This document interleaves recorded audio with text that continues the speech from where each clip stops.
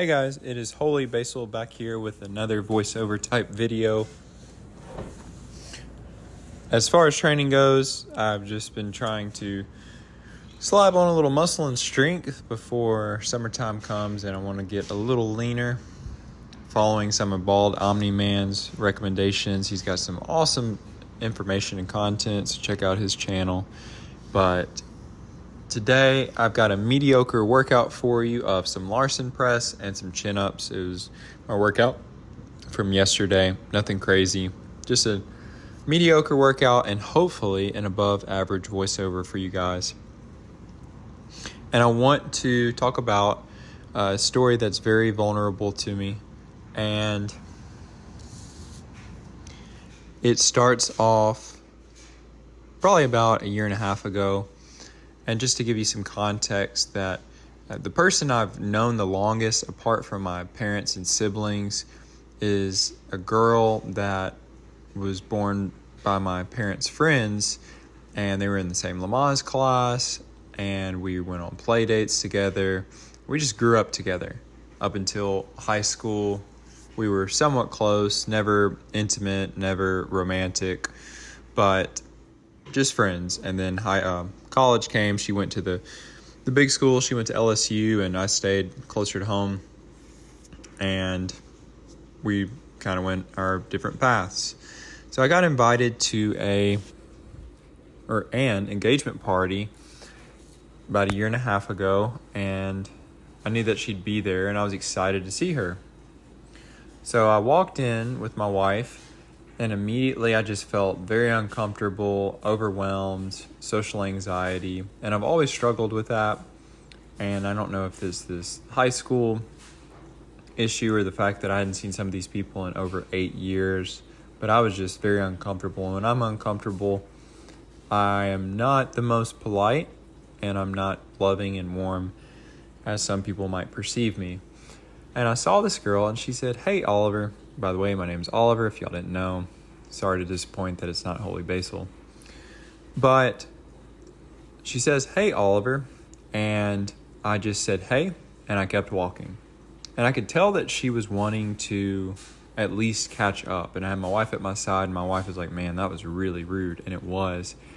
And at that point, it was almost too late for me to go back. And for the rest of the party, I just hung out with some friends that I was closer with in high school and that I still keep in contact with.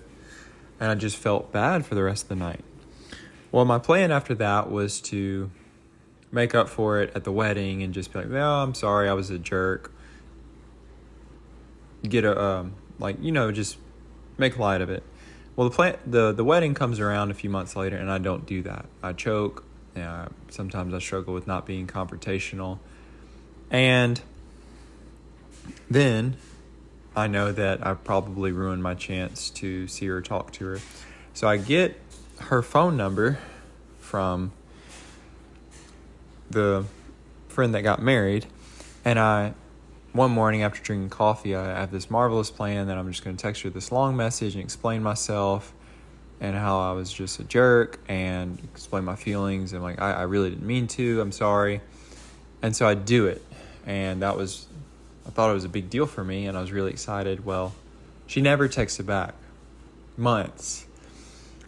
And at first I was kind of bugged and kind of got over it, but it's really bothered me for the past year now. And I've had dreams about it. I just don't feel like there's been closure. And I know that I was the rude one, but I just want her to know that that's not who I am. And I just had a bad moment in which I was not prepared. And what this really has culminated to is very interesting. And 2 nights ago, I had a dream that she came up to me and she said, "I forgive you." And she hugged me. Wasn't weird, wasn't sexual, but I just felt good. And I just woke up feeling very positive, and I felt great about it. And I don't know if that is a sign that she forgave me. I don't know.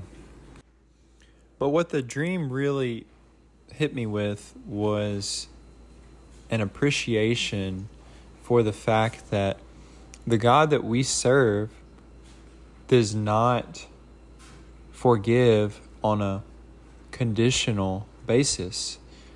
And how that when Jesus forgave us, it was unconditional. There was nothing that we could have done, even though we rejected him and we treated him, well, worse than I treated that girl.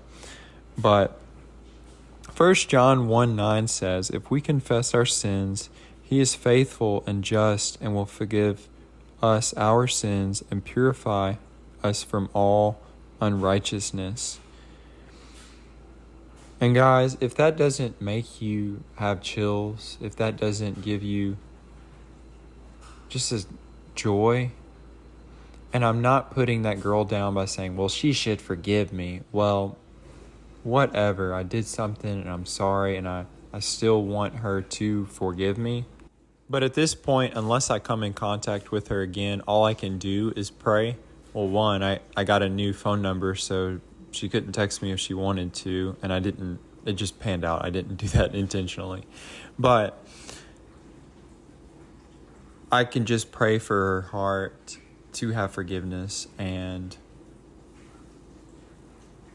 I really want, for those listening, for you to know Jesus and to realize that that same forgiveness is for you as well.